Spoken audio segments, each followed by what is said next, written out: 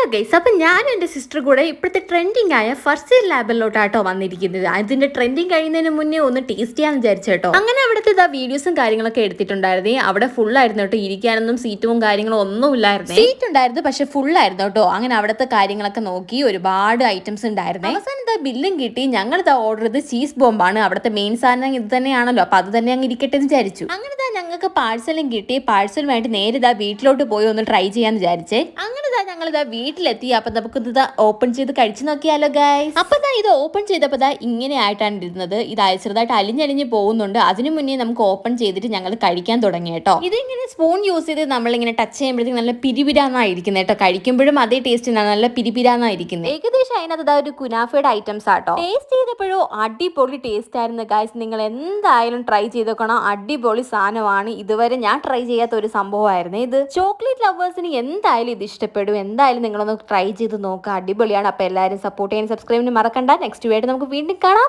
Bye bye.